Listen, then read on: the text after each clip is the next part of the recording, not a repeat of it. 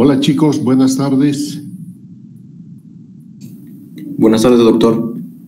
¿Se ve la imagen? Sí. Perfecto, entonces vamos a seguir hoy con el temario que nos han encomendado y nos toca tumores benignos del hígado. Bueno, existen múltiples lesiones. Cuanto más haya, pues eso quiere decir que probabilidad de que sean benignas es alto. Pero estas lesiones benignas se clasifican para su mejor estudio en diferentes grupos. Pueden ser múltiples, varias, o pueden ser únicas. Pueden ser lesiones sólidas o pueden ser quísticas, o según el origen, el epitelio que les da origen. Según su origen, hepatocelular, lesión benigna, el adenoma hepatocelular, los nódulos de regeneración, que también vienen a engrosar la parte de los tumores benignos, la hiperplasia degenerativa nodular y la hiperplasia nodular focal. Esta es tal vez la más frecuente en las personas mayores, la hiperplasia nodular focal.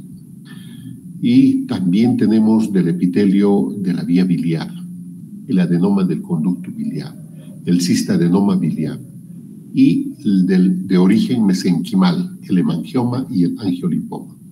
Y algunos heterotópicos, el de células adrenales y el pancreático. Estos son las lesiones benignas según su origen. Ahora, según si son sólidos o líquidos, también pueden ser benignos y pueden ser malignos, y también pueden ser solitarios o múltiples. El sólido, benigno, el hemangioma, la hiperplasia nodular focal, el adenoma hepatocelular, son lesiones tal vez un poco raritas para ustedes, pero son lesiones benignas. El adenoma de los conductos biliares, el amartoma, es un raro tumor sólido, pero que tiene componentes desde óseo, pelo y cera. Entonces, el tumor pseudoinflamatorio. Entre los tumores sólidos, que son benignos y son múltiples, tenemos los hemangiomas. Los hemangiomas son tumores que prácticamente no sabemos si es que han nacido con eso, pero son de toda la vida. La hiperplasia nodular focal, el adenoma hepatocelular y otras lesiones. Entre las lesiones malignas de los tumores sólidos benignos del hígado entre los tumores sólidos malignos que ocupan el hígado está el carcinoma hepatocelular, el carcinoma fibrolamelar y el tumor metastásico. Este tal vez es el tumor más frecuente en el ser humano, en el adulto, el tumor metastásico, pero es de otra patología maligna que va a la metástasis. El carcinoma el colangiocarcinoma, el hepatoblastoma, los sarcomas, y también no hay que olvidarse los linfomas. Los linfomas son de los ganglios a nivel del ilio o el retroperitoneo. Entonces, estas son las lesiones solitarias, pero que son malignas, sólidos. Y los múltiples, también malignos, el tumor metastásico, el carcinoma hepatocelular y el angiosarcoma, esos son los más frecuentes. Las lesiones quísticas benignas tenemos el quiste simple, el quiste hepático de origen parasitario, el cistoadenoma biliar y las lesiones benignas múltiples quísticas, la enfermedad poliquística del hígado o del páncreas. Entre las enfermedades malignas de etiología quística tenemos el cistoadenoma. Entonces, miren, como ven, es una lista amplia y variada de lesiones benignas. No vamos a revisar todo, pero vamos a revisar lo más representativo de esto. Los tumores benignos se calcula que a partir de las series de autopsias abarcan del 1 al 7%. ¿Por qué series de autopsias? Porque en la vida cotidiana no es posible tener una estadística. Se ha requerido hacer autopsias donde casualmente se ha encontrado esto en los pacientes. Entonces, la frecuencia es casi similar en todas las series, pero esto en la vida adulta no causa sintomatología o pasa desapercibida o se logra hacer el diagnóstico de manera incidental al realizar otro examen, pero nunca ha tenido sintomatología el paciente y ni va a tener. Esto probablemente el paciente ha nacido con esto y muchos se van con esto sin saber que tenían. Entonces, la tumoración hepática benigna más frecuente es el hemangioma. Otras lesiones así de frecuentes le siguen al quiste simple, al hemangioma, el adenoma, la hiperplasia nodular focal del hígado. Los tumores benignos del hígado, el más común, pues, es el hemangioma, 3 a 20%. Muchos casos tampoco no da sintomatología, va a depender del tamaño o de otras situaciones concomitantes, por ejemplo, trauma, que puede llegar a romper y producir un sangrado importante. El tamaño es variable, puede llegar hasta los 20 centímetros. Es más frecuente en mujeres, 30 a 50 años.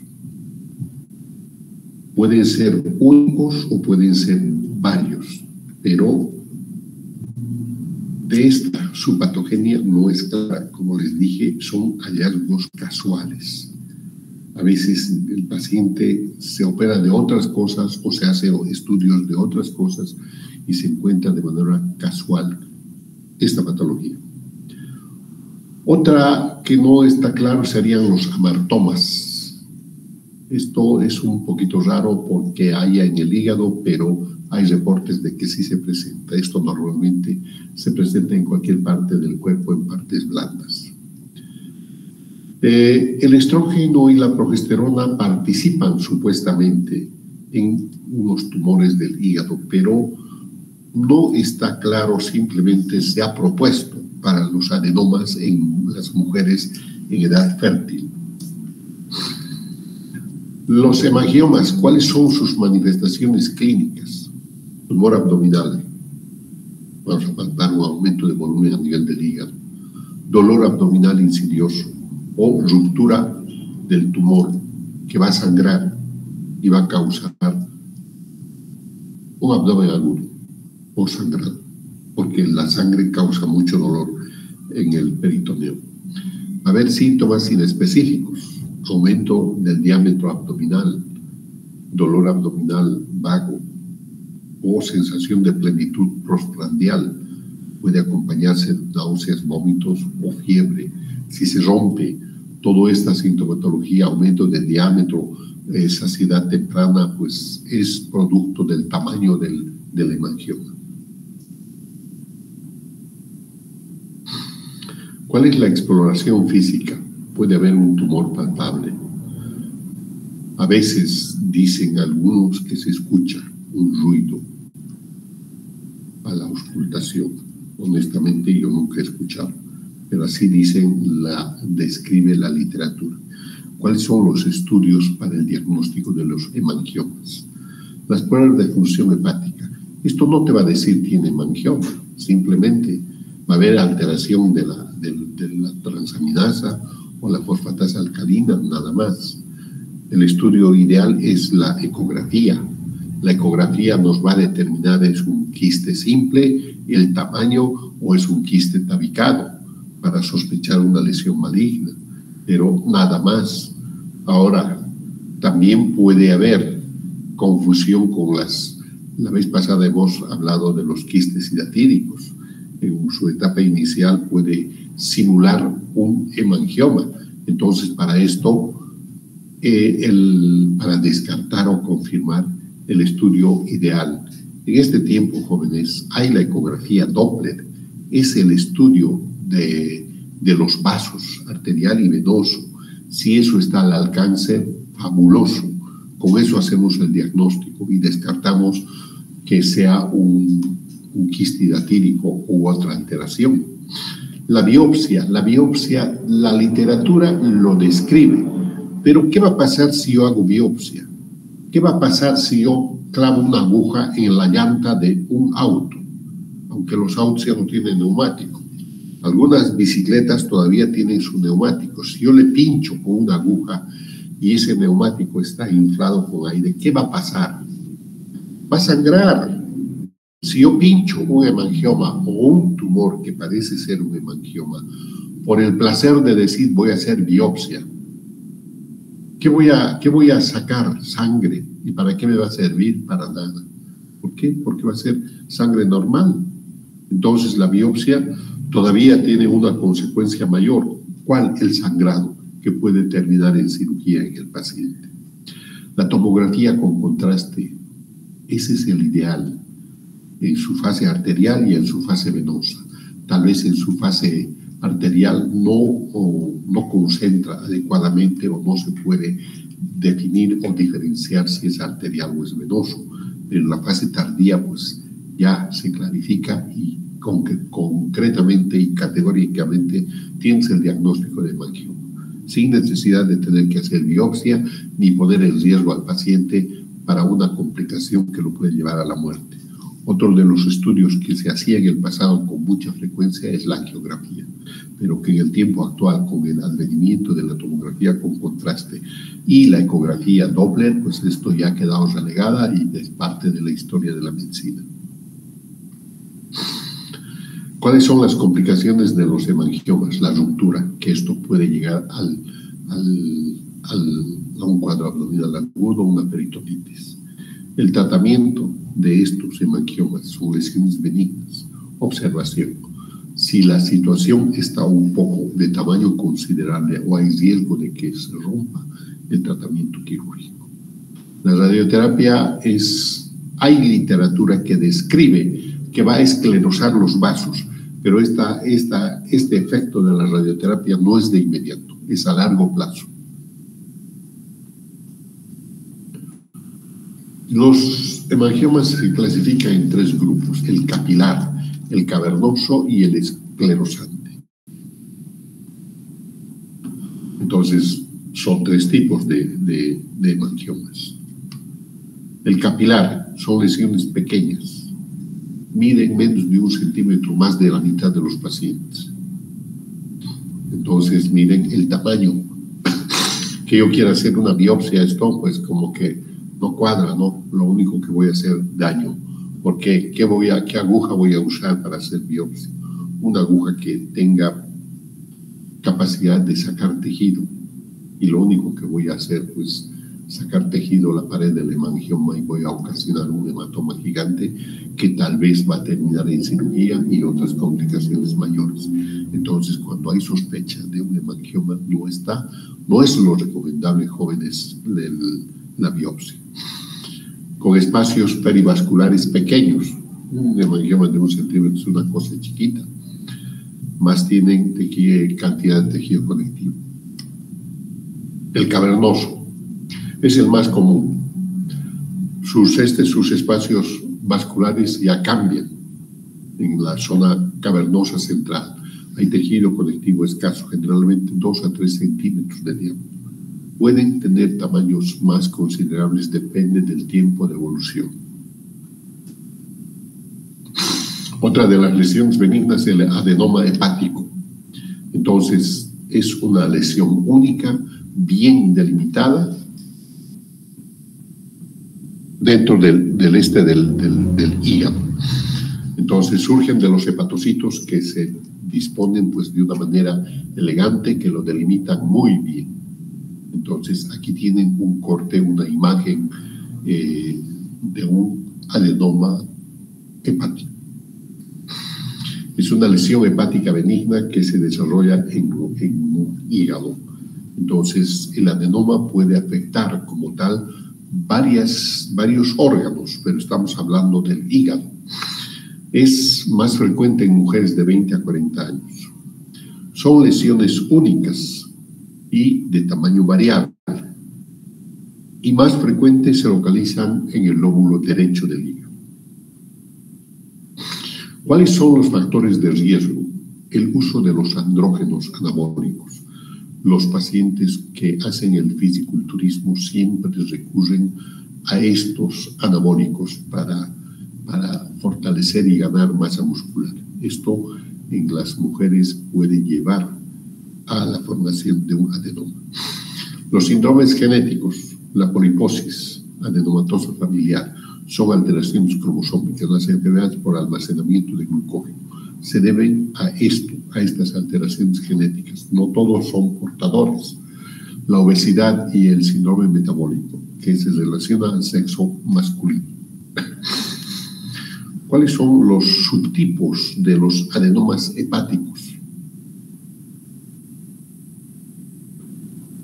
Pues el adenoma con factor nuclear de hepatocitos, del 35 al 50%, también en mujeres.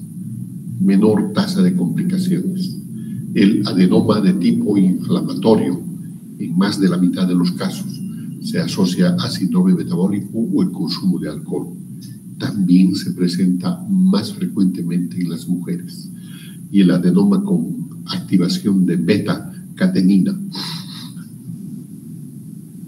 Esto es el único que afecta a los hombres, pero este adenoma es mucho más frecuente en mujeres, más que en hombres. En el tiempo que yo estoy ejerciendo, he visto en mujeres y no en hombres. Así. La hiperplasia nodular focal es un tumor formado por hepatocitos y células de Cooper.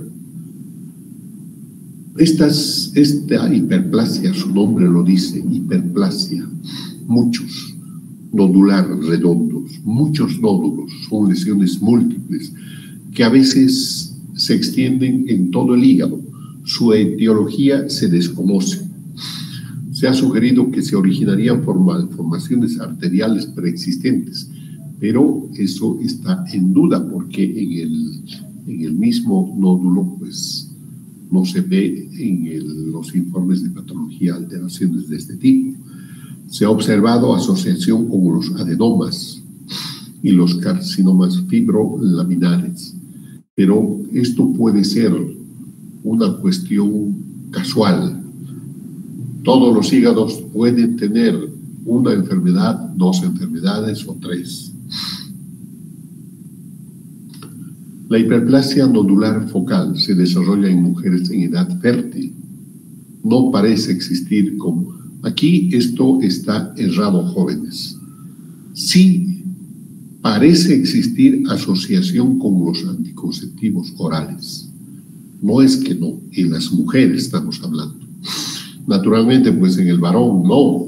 El varón no consume anticonceptivos, pero las personas que consumen anticonceptivos tienen un riesgo de presentar una hiperplasia nodular focal como complicación o efecto secundario de los anticonceptivos orales.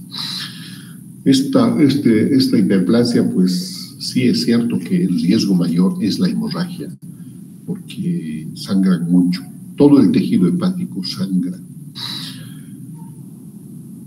La biopsia, pues aquí se impone, porque es lesión sólida, no es lesión quística.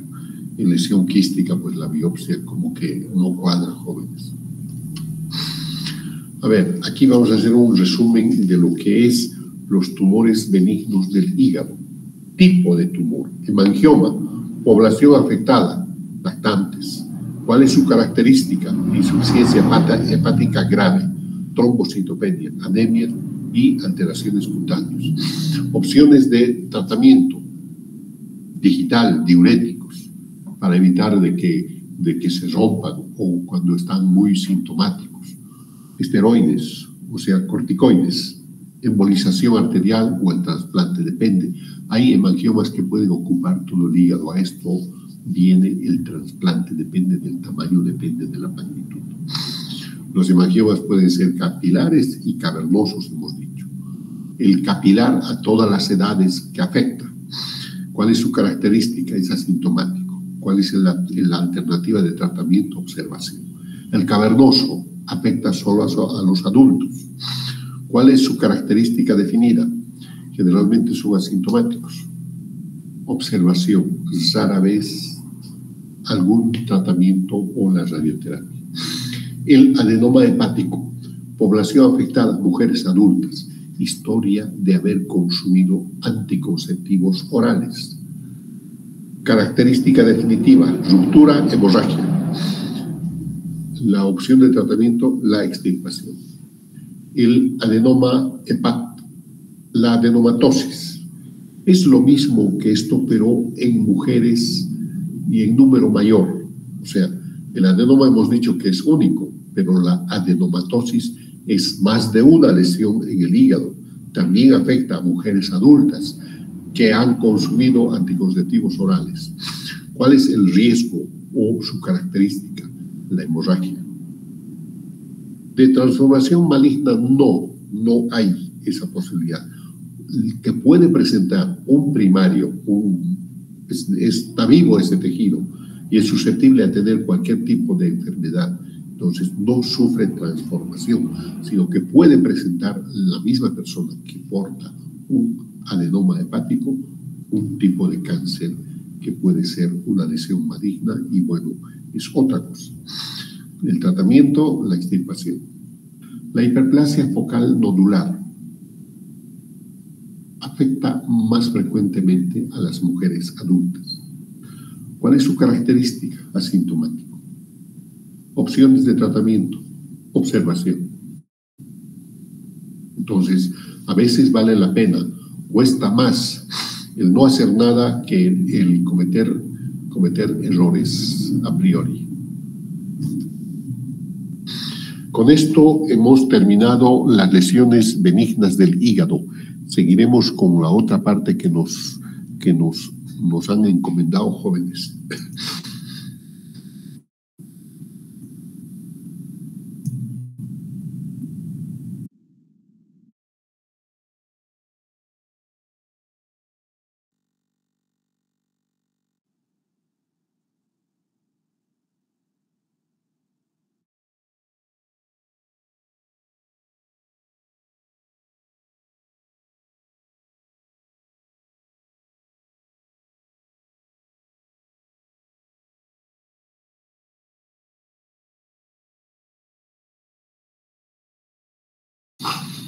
El carcinoma hepatocelular. El carcinoma es un tumor maligno derivado de los hepatocitos del hígado. Es tal vez el tumor primario más frecuente de los adultos. Puede afectar uno o el otro lóbulo o ser lesión única o ser lesión múltiple. 1 millón de casos nuevos cada año se hacen el diagnóstico en el mundo entero. Es la tercera causa de mortalidad por este cáncer. Este cáncer mata tantos pacientes que prácticamente ocupa el tercer lugar en mortalidad. ¿Qué quiere decir esto? Que esto es altamente mortal, jóvenes. Es muy agresivo. Ahora, ¿será que es muy agresivo solamente o es que la extensión o la capacidad de extenderse, que es por vía hematógena, pues es más violento y por ende empeora el pronóstico? Sexta neoplasia más común, 4.1% de todas las neoplasias malignas. La mortalidad es elevada, la tercera causa de muerte en los pacientes relacionados con el cáncer y la primera causa de muerte entre pacientes cirróticos, con una incidencia anual de 1.6%. ¿Por qué será que los cirróticos tienen que ver con esto? Vamos a ver más adelante si tienen relación o no. ¿Cuáles son los países que tienen mayor concentración? Los asiáticos, los africanos. Aquí es donde hay más esta patología. No es tanto en el occidente, pero aquí es terrible. En América, el cáncer hepatocelular más el cáncer de vías biliares intrahepáticas. Sexta neoplasia más frecuente. ¿Cuál es el diagnóstico? Si logramos hacer el diagnóstico en etapas tempranas, tal vez podemos aumentar y mejorar la sobrevida, porque nos da tiempo para hacer las alternativas de tratamiento.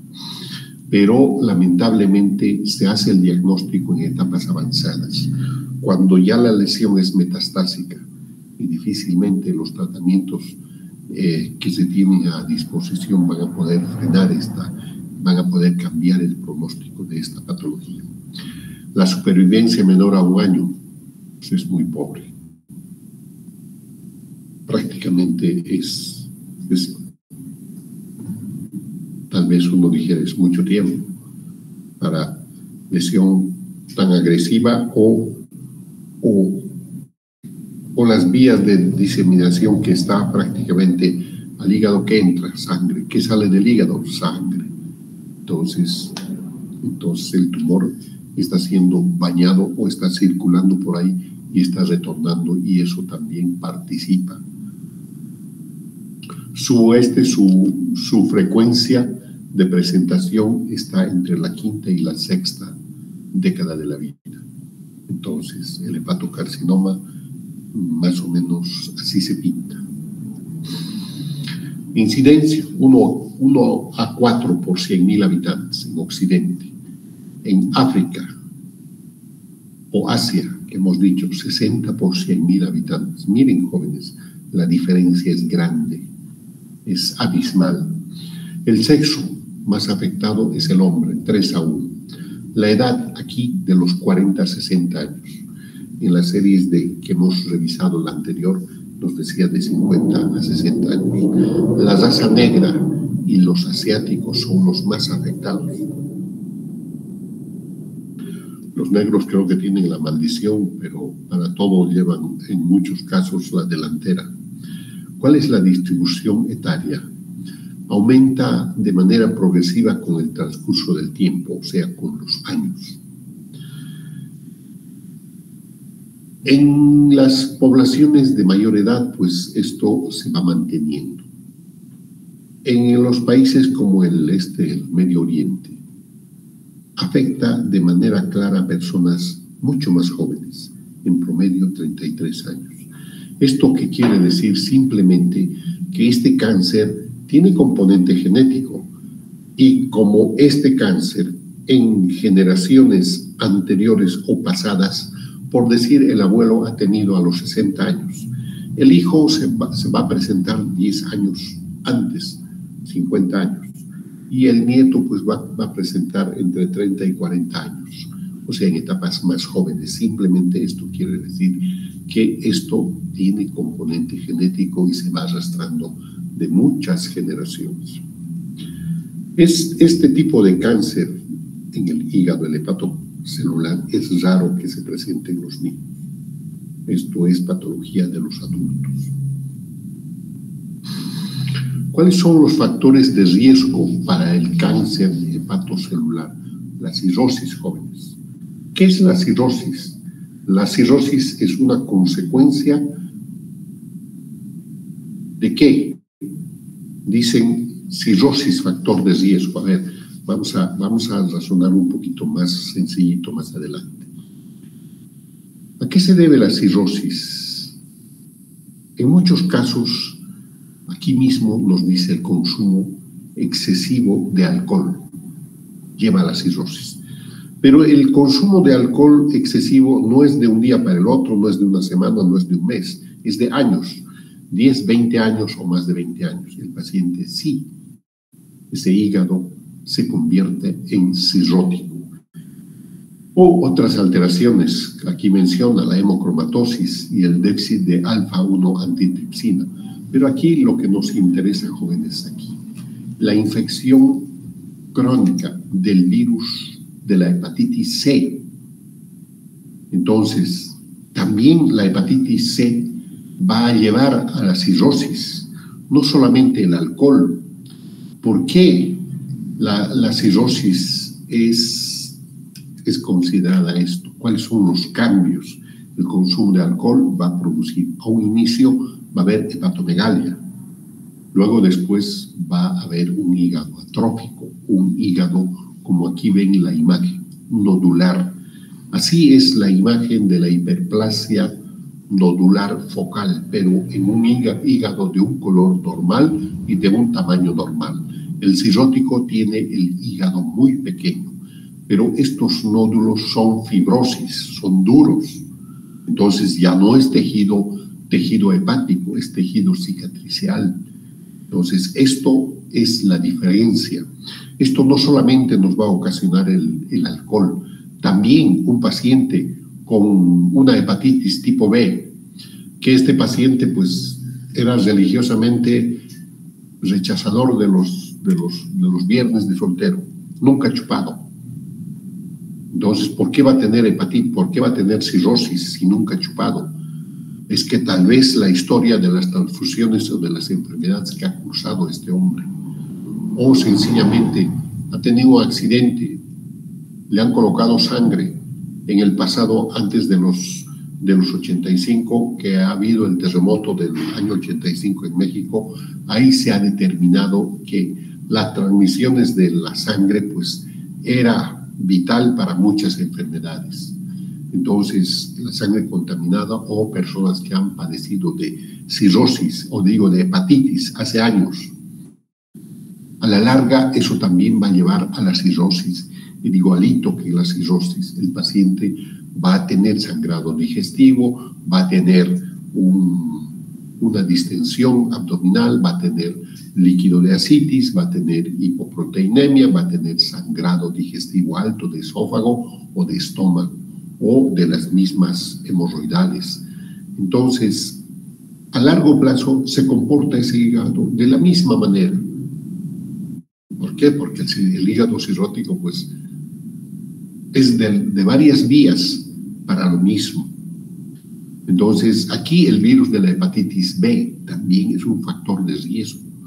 Entonces, como ven, jóvenes, miren, esto no es una enfermedad de que se ha enfermado o es chupador y se va a presentar esto. Esto es a largo plazo. La cirrosis, ¿en cuánto tiempo? Depende de la persona. O las hepatitis, que pueden producir cirrosis a temprana edad en algunas personas, va a depender de la constitución. La hepatitis B es más frecuente en Asia y África, tal vez por las condiciones sanitarias en que se vive. Entonces, la infección de la hepatitis B es una infección crónica de hace mucho tiempo. El masculino es el más afectado, varón o mujer 3-1. Hay susceptibilidad genética, exposición a andrógenos, se hablan muchas cosas, o mayor exposición a factores como el alcohol. Bueno, el alcohol yo creo que en el fondo es una cuestión que va a agravar o va a empeorar esta situación. Factores de riesgo, virus de la hepatitis B, no es hace 5 años, esto es crónico, tiene que ocurrir hace muchos años. Virus de la hepatitis C de la misma manera. El hígado graso, dicen no alcohólico, dice la literatura, pero el hígado graso, ¿cómo se hace el diagnóstico? Dicen, te hacen una ecografía y te dicen, ¿tienes el hígado graso? Bueno, está bien, no tengo ninguna molestia, pero ya tengo hígado graso, según la ecografía. La ecografía, ¿cómo se hace? ¿Cómo es el estudio? Blanco y negro. El hígado, ¿han visto en qué color es? El color natural es el que les he mostrado.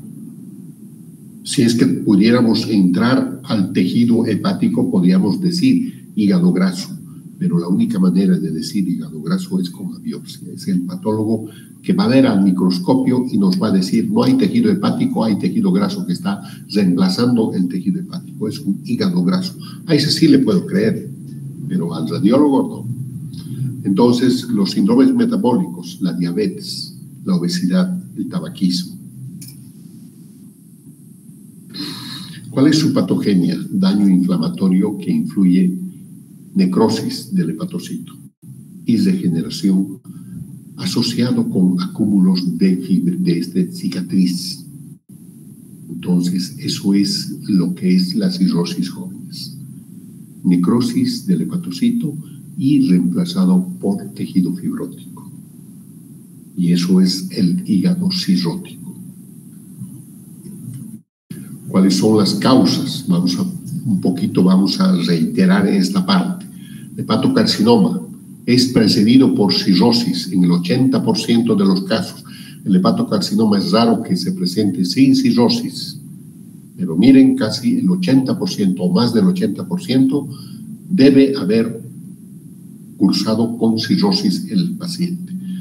¿Cuáles son las principales causas de cirrosis? Infección del virus de la hepatitis B y C, síndromes metabólicos, hígado graso no alcohólico, eso es lo que dice la literatura, esteatohepatitis no alcohólica, hemocromatosis, deficiencia de antitripsina y enfermedad de Wilson. Entonces, la hemocromatosis también participa en estas cuestiones.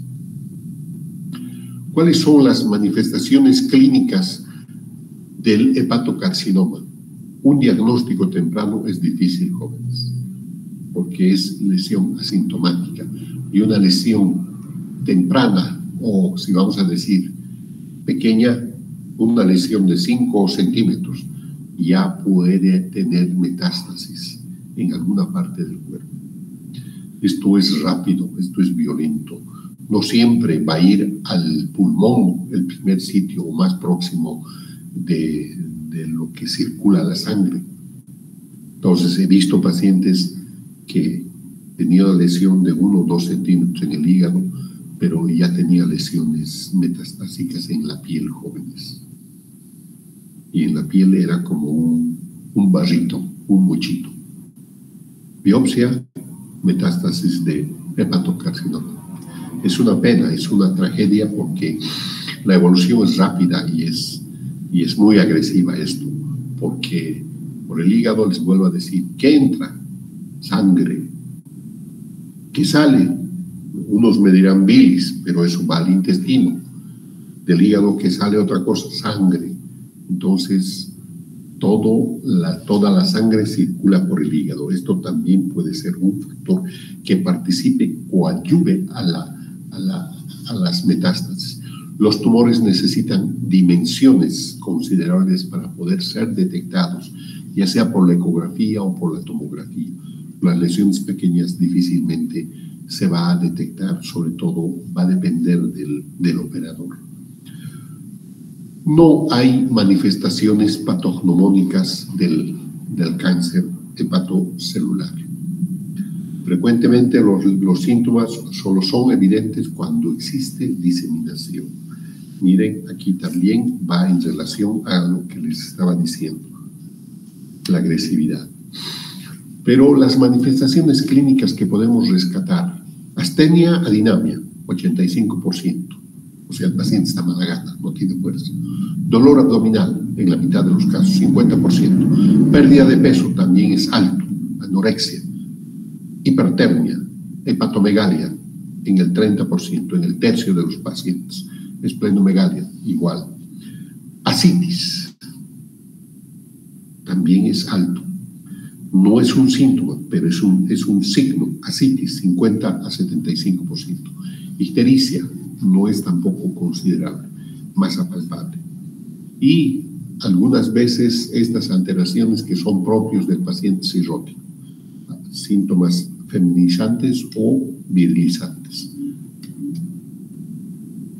Aquí tenemos otro reporte, manifestaciones clínicas, más rápido: anorexia, saciedad temprana o plenitud postprandial, así rápido, trastornos postprandiales, distensión generalizada del abdomen, ictericia. Casos raros, abdomen agudo por hemorragia. Dolores óseos, síndromes paraneoplásicos, paraplegia por metástasis a cuerpos vertebrales y que comprimen la médula.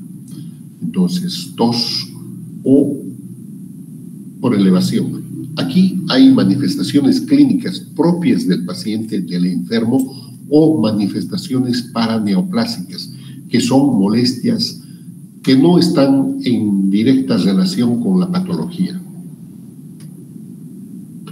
¿Cuál es la progresión de la insuficiencia hepática? Malestar general, inicialmente, pérdida de peso, ascitis y hepatomegalia. Entonces, esto es la alteración en la cual va a terminar el hígado o la persona hasta manifestarse la patología que es propia del hígado.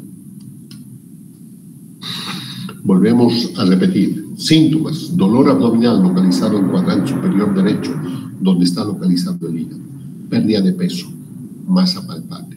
Aquí tenemos una imagen de un paciente con un abdomen distendido. Signos: hepatomegalia, ascitis, esplenomegalia, fiebre.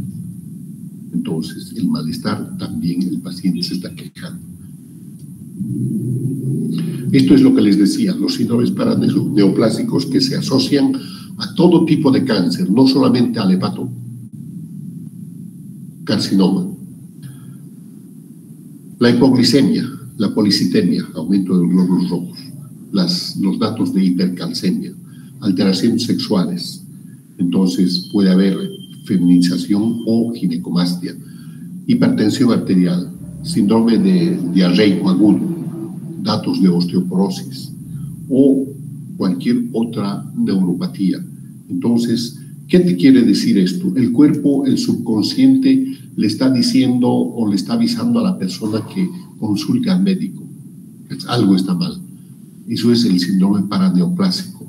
No es la sintomatología directamente en relación al tumor o a la enfermedad, sino que está enfermo, está portador de un carcinoma hepatocelular. Puede haber datos de osteoporosis y hay dolor en las articulaciones, a la palpación, y bueno, son molestias que el paciente siente como que le está delatando su subconsciente a que busque ayuda médica. Entonces, más o menos para que entiendan, eso es el síndrome paraneoplásico. Las metástasis por vía hematógena al pulmón jóvenes. Puede ir a cualquier parte. Unos pacientes, en esto no es no da mucho tiempo para hacer las cosas. Un año es demasiado tiempo para tener una sobrevida desde el momento del diagnóstico. Los casos que he visto no han durado más de 2 o 3 meses jóvenes. Es rápido la metástasis. Por vía hematógena les digo que puede llegar al músculo, puede llegar al hueso, puede llegar al pulmón, que es el más próximo y es el que debería estar afectado como primera barrera. Pero a veces no está, sino que ¿quién lo podría pensar en piel que tengan lesiones múltiples, en cráneo, pero por vía hematógena? También la vía linfática pues siente otros o participa en otras modalidades, pero aquí es la vía hematógena la principal. ¿Cómo hacemos el diagnóstico del hepatocarcinoma? El diagnóstico valedero, 100% seguro, es el histopatológico, la biopsia. Necesitamos tejido para que el patólogo haga cortes y tinciones y pueda ver y nos pueda informar. Entonces, el histopatológico es el fundamental. Hay pruebas serológicas, determinar los marcadores. Nos pueden ayudar, pero en una etapa inicial esto no tiene valor, salvo que ya tengamos histología que confirme las imágenes, los estudios de imagen, los estudios de extensión. Llámese la ecografía, llámese la tomografía, llámese la resonancia o la misma angiografía. Entonces, estas serían las formas de llegar al diagnóstico. Con esto nosotros, ¿para qué nos servirá el diagnóstico? Nos va a servir para tomar la conducta que requiera el caso. ¿Cómo se le puede ayudar al paciente? A veces, en muchos de los casos jóvenes, lamentablemente ya no hay nada que hacer porque médicamente ya nos ha ganado. La lesión primaria, 1 o 2 centímetros con metástasis en músculo, en cráneo, en huesos. Y donde está la metástasis también crece de manera rápida, violenta. Entonces, es cuestión de semanas y ya está sangrando esas lesiones. Jóvenes, miren, ya nos ha tocado la hora, es las 19. Vamos a quedar aquí, chicos, no quiero abusar de ustedes. Probablemente tienen otra clase más, pero si no tuvieran clase, pues me gustaría seguir, pero yo creo que sí tienen clase, o estoy equivocado.